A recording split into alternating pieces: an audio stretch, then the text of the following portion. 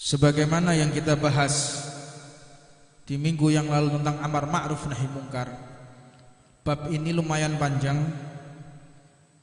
Biar yang kita pahami tentang amar ma'ruf nahi mungkar, istilah kerennya sekarang nggak gagal paham, nggak salah paham. Sebab banyak di akhir-akhir ini membuat suatu tindakan yang belum ditabayunkan, belum diklarifikasi, justru sudah mengadili. Ini biasanya para pelaku medsos yang seperti itu. Maka Nabi Muhammad SAW bersabda, afdhalu jihad, paling mulianya jihad, yaitu adalah kalimatu haqqin inda sultanin jair. Tidak ada jihad yang lebih afdol, tidak ada jihad yang lebih besar, lebih mulia daripada pengutaraan kalimat yang hak, kalimat yang benar kepada pemimpin-pemimpin yang kejam. Ini pengutaraan ini penting adanya uslub. Karena banyak seseorang yang mengutarakan kalimatu haqqin tetapi justru mencederai harga diri umat Islam. Banyak orang yang menasehati justru merusak tatanan uslub dakwah atau manhaj atau metode dakwah Nabi Muhammad SAW.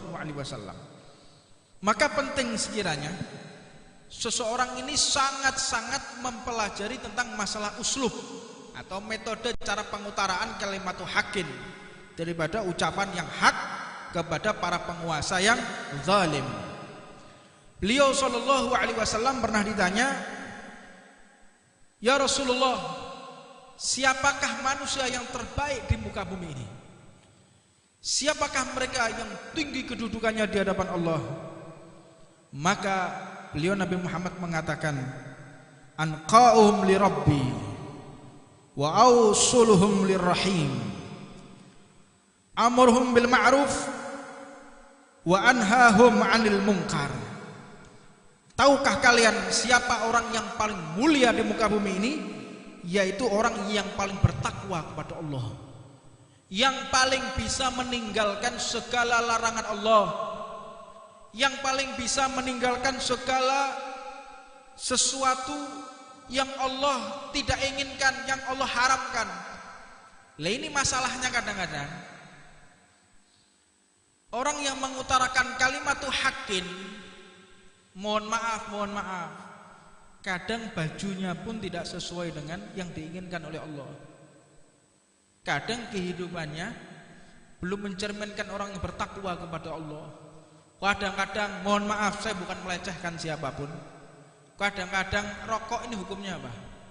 Kalau indana haram. Banyak orang mengatakan rokok ini haram. Terserah orang mengatakan haram, yang jelas yang halal itu nggak ada. Nggak ada orang mengatakan rokok itu halal, nggak ada. Minimal itu adalah makruh. Sedangkan para sufi, sadatina sufiyah, itu senantiasa mengatakan makruh itu tidak ada. Apa sebab? Hukum makruh itu berasal dari sesuatu yang tidak diinginkan oleh Nabi Muhammad. Rasulullah merengut, Rasulullah cemberut, Rasulullah tidak berkehendak, Rasulullah tidak menginginkan, maka menjadi hukum makruh.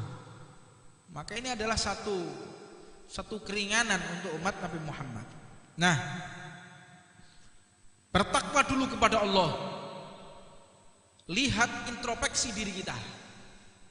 Ini maksud dalam hadis ini, introspeksi diri kita.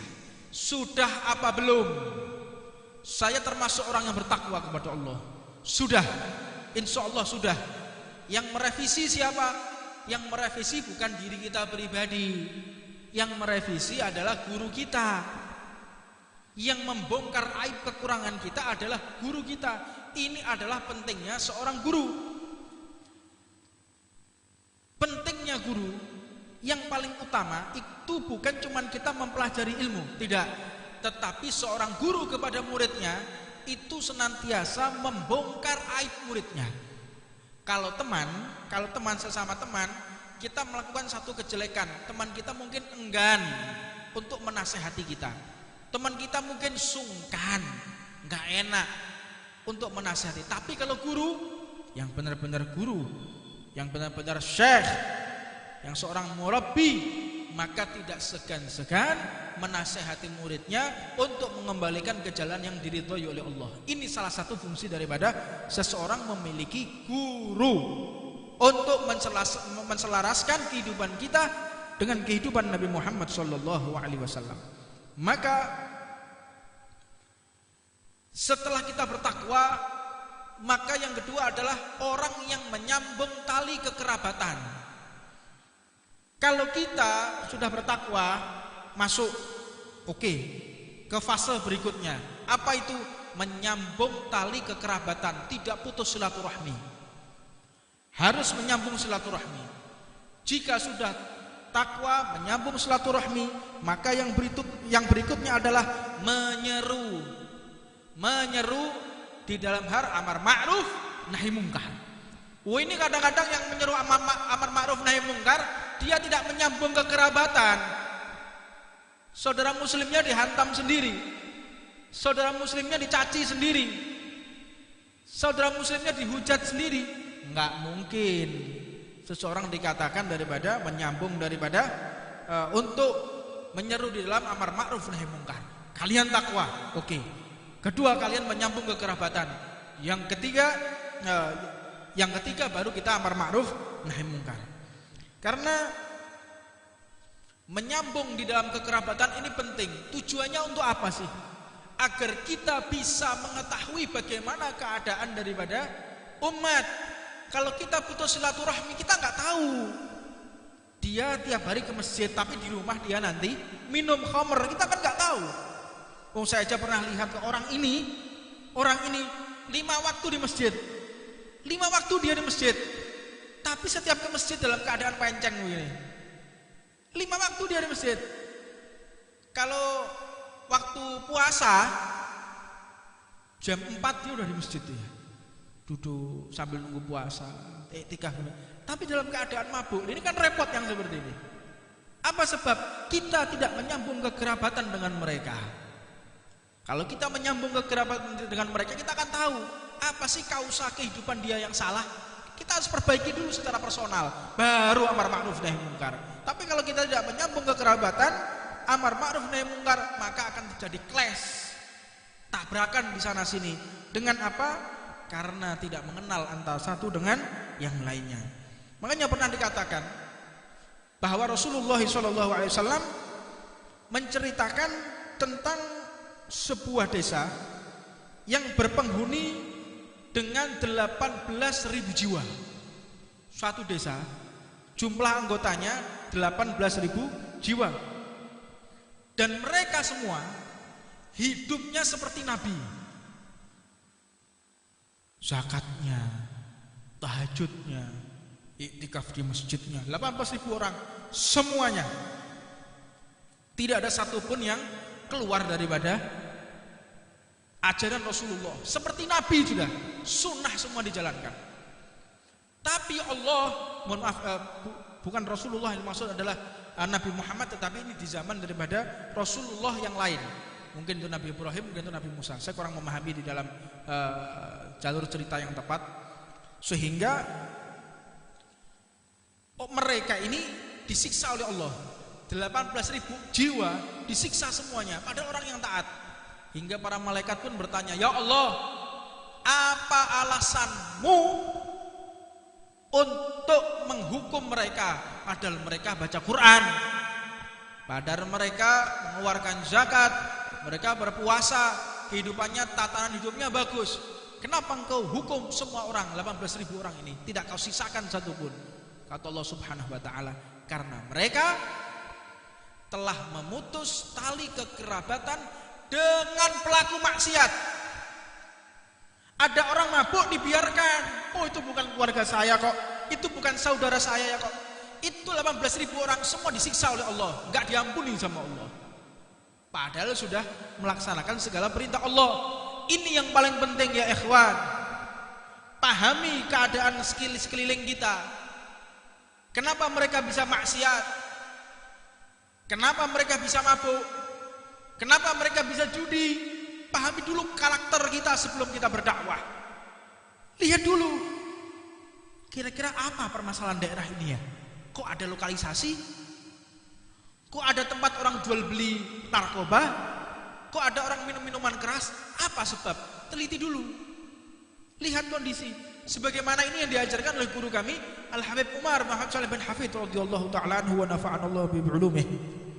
Ketika kita berdakwah, itu lihat dulu bagaimana psikologis masyarakat setempat. Kalau mereka sukanya minuman keras, jangan bahas masalah minuman keras. Ini salah satu cara uslub dakwah.